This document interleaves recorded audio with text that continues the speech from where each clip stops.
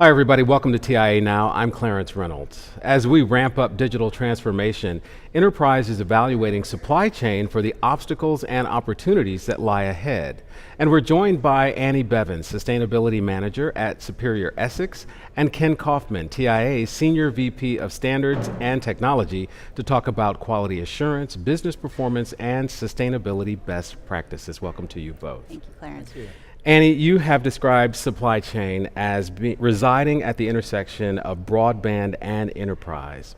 What is a sustainable supply chain? Well, we have customers, very large telco companies, and also very large building owners, right? So they make things, they offer product services, they have buildings, large buildings that need to interact well with occupants. And a sustainable supply chain is customers asking customers who are asking customers then for information to reduce overall business risk as it comes to climate change. How have you used the Quest Sustainability Assessor tool in your business?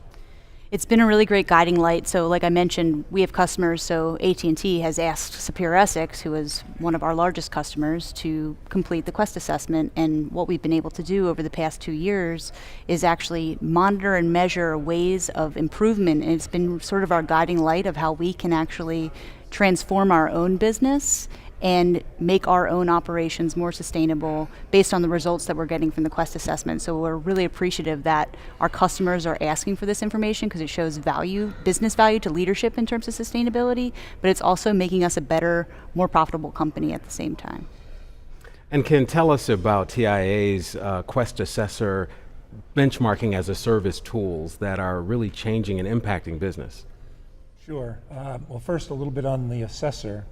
As Annie said, the tool is a simple yet comprehensive tool. So for many of the companies who didn't know how to put together a sustainability plan to start, it provides guidance and structure on what are the questions you need to evaluate.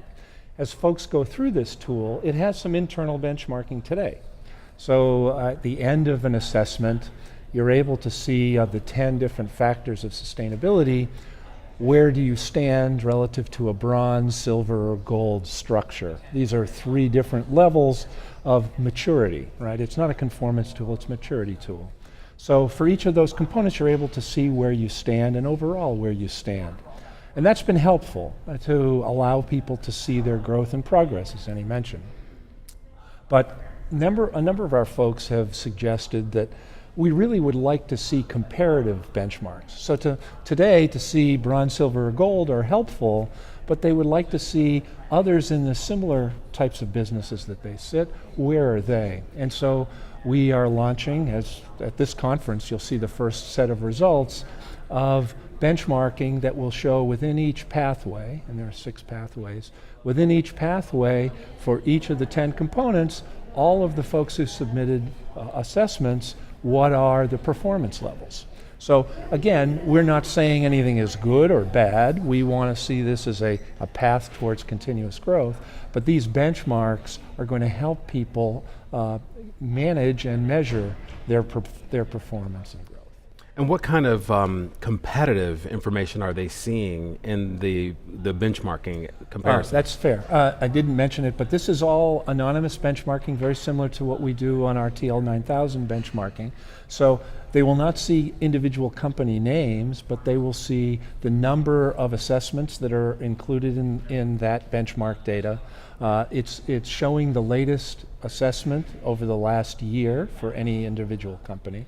And as you'll see in those reports, we have now over 300 assessments across all of the different pathways that we're using, so the data has some substance. It becomes even more valuable as trending continues. So we've done this now for 3 quarters. You'll see 3 data points, which 2 data points doesn't make a trend, but the third starts, and you'll start to be able to see how are competitors maturing. Annie, how has the assessor impacted your business? So Ken's mentioning benchmarking, and it's been really amazing for myself, who's responsible for sustainability at Superior Essex, to communicate with leadership the progress we made. So we used the benchmark. We scored at a 51% in 2016. We've made changes to our organization. In 2017, we scored at 61%. And then we just took it again in 2018. Now we're at 71%. And I can then explain, based off our answers for the Quest assessment, to leadership how we've then leveraged our score and have increased and improved. So it's actually a communication tool that people can relate to. Like 51% is less than 71% generally.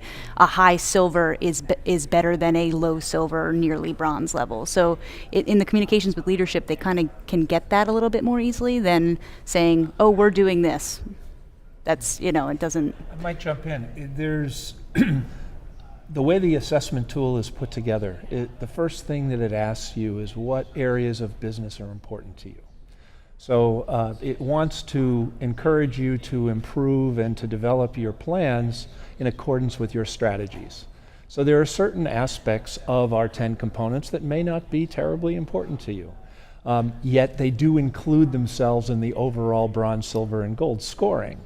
By having benchmarking by each of the 10 components, folks can really home in on those areas they consider most important and see their development and growth for those components. Mm-hmm. So we think that we're giving people additional information that can really help them improve their business, which is the net goal in the end. And how has the benchmarking information that you've received impacted your supply chain ecosystem? So one of the worst scores that we got and continue to get is stakeholder engagement, and that has a lot to do with us not actually implementing our own supply chain assessment ourselves. So I can say that in 2018 we are actually implementing our own supplier questionnaire and are going to be getting feedback from our suppliers on what their sustainability aspects are. So then in turn that will then report into the Quest assessment and other platforms like EcoVadis, and we can then respond to our customers saying, hey, we are also now doing this. We're a partner with you in your goals and risk management, and we want to make sure that you're meeting your qualifications from your customers as well. So it's been a great journey so far with that. Yeah, I was just going to add that the use of this tool, not just for yourself, because it certainly helps you develop your sustainability plan to make sure you're going to be around in multiple years. But we see this also a great value for supply chain management, because if you can minimize the risk of your suppliers, you're improving the credibility, the longevity of your own company. Today, everybody's outsourcing more and more. And if one of your key suppliers goes out of business, it's a huge disruption. It is. So we really feel that this tool has two purposes. It can help you for your own business, but it can just as importantly help you in your supply chain. Well, thank you both for being with us today. Thank you. And of course, you can see more videos on our website at tianow.org and on our YouTube channel. Thanks for watching.